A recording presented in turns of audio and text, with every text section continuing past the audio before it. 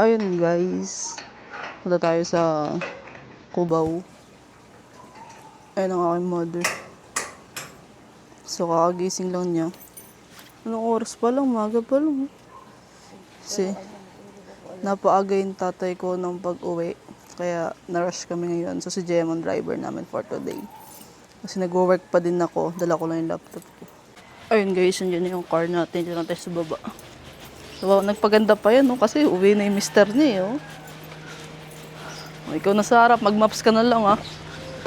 Diyos ko, kaunang tayo. Talaga na mag-walk po tayo. Ano ba? Pakipatay nga nung music, ko. So, yun. Yan ang driver natin. Wala pang ligo yan. Wala pa.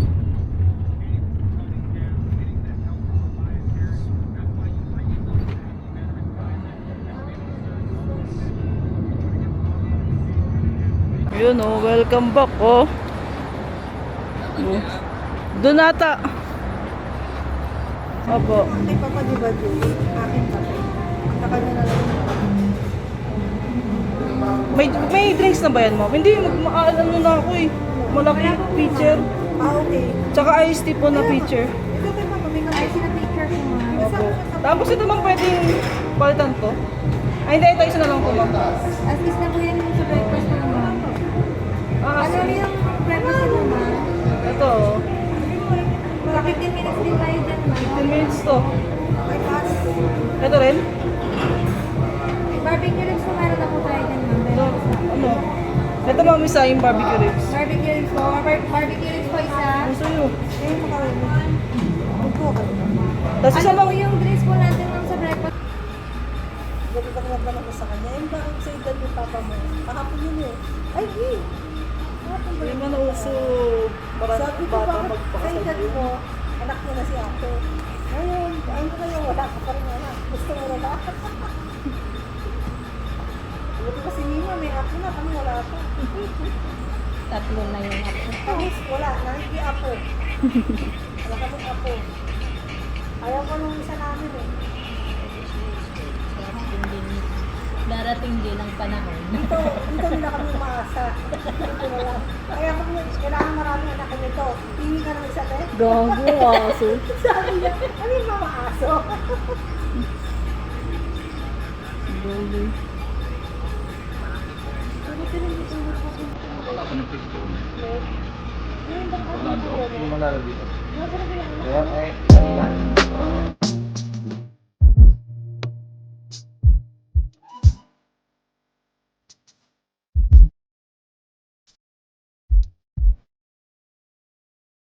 Hindi mo talap? Pwede na? Ano po pa? Sarap naman. Paano ko?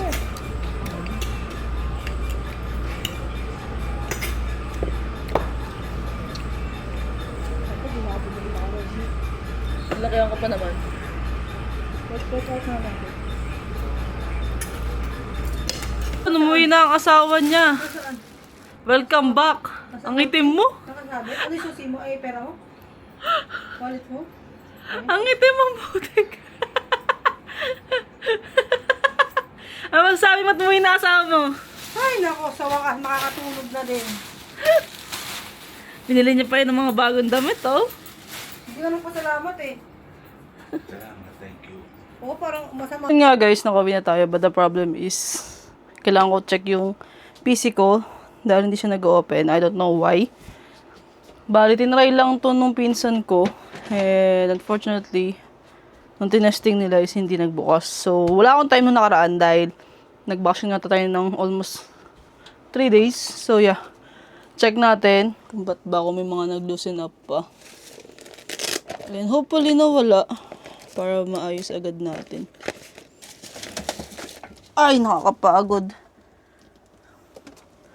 So, yeah. Ito yung nasira. Yan, nasa ilalim lang kasi siya. Mostly, na-trigger this pag nasisipa, ganun. Eh, hindi ko alam talaga yung pinaka-reason kung ba't siya nasira. So, check natin yan kung ba't talaga.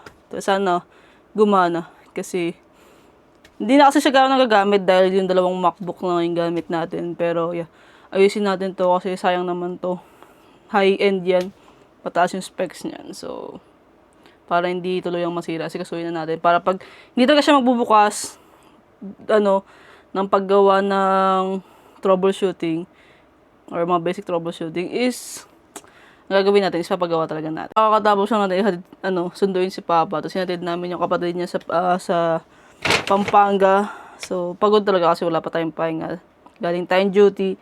Pero yon, we need to fix this. I-try muna natin para pag hindi, pagawa natin agad bukas. We are using the mic of DJI. Bigay ito ng ni Angge. So, ayun, thanks to Angge. Shoutout sa'yo. Hindi ko muna ginagamit yung mic doon sa isa. So, yeah, check na natin to and hopefully walang masyadong sira, di ba? So, saksak muna natin siya.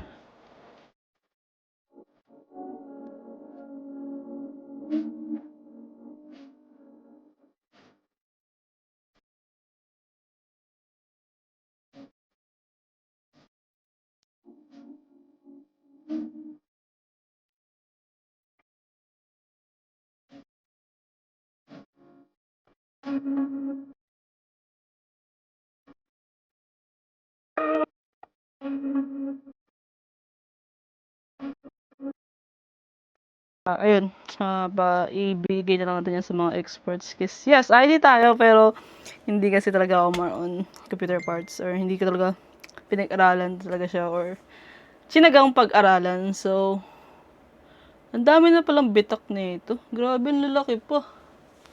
Oh. Yan yung bitak. Oh, ang dami, ang lalaki, oh. Pero yun, leave it to experts na lang and check ko pa kung kailan available kasi hindi naman daw siya sa Pilipinas kasi yung tropa ko na yung saan sa pumupunta. Pero andito naman daw siya, so papacheck na lang natin sa kanya if ever. So yun, work na tayo ngayon, then maya sleep na ako. So yun guys, check ko na lang kung may gagawin pa mamaya. Bye-bye! So, alam nyo ba guys, meron lang ako kwento na hindi ko nakwento nung kahapon ba yun? Kahapon or na isang araw, hindi ko nasama sa vlog. Pero nung asa bakasyon ako, nung asa Pampanga ko, and sila mama lang nang iwan dito, is na-aksidente si mama, as in, nahulog daw siya sa hagdanan mula sa taas hanggang sa pangalawang hakbang, I think, o siya pinakababa. So, medyo mataas kasi yun. Pakita ko mamaya sa inyo kung gaano kataas yung hagdanan namin. And luckily, hindi tumama yung ulo niya or nabagok na niya daw, parang natukod niya to, tsaka yung tuhod niya. Pero marami siyang sugat sa tuhod, tsaka sa siko. And nung tumatawag yung kapatid ko nun, sobrang habi ko parang may something. Kasi kakatawag ko lang kay mama that time. Nag-usap kami nung asa church ako nun. Tapos parang after 5 minutes lang, I think, tumatawag na yung kapatid ko. Which is not usual kasi hindi talaga nagbibideo ko ng kapatid ko. Or tumatawag sa akin. Unless kung papabukas yun ng pinto, ganun. Kaya sabi ko, medyo kinabahan na ako. Tapos ayun, nag-drive ako nun. And ayun, yun nga daw na si mama, hindi makahinga. Nalaglag daw. Or parang, ang pagkakasabi pa sa akin ng kapatid ko is nadulas. So ako, natakot ako kasi syempre, kung kinakailangan dalhin sa hospital yung nanay ko, wala silang kotse kasi nga dala ko yung kotse, sa akin yung kotse, and the next day pa ako uuwi. So, ayun lang, sobrang thankful lang din ako na walang masyadong nangyari sa mother ko, na the way na hindi nabagok yung ulo niya, tapos nakaya niya. Thanks din dun sa kapatid ko, sa pag-asikaso, syempre din, kila tita, kila Angel, na talagang pumunta agad-agad dun sila mama nung tinawagan namin. Na gawin ngayon nangyari, as in, sobrang thankful ako doon sila, kila tita.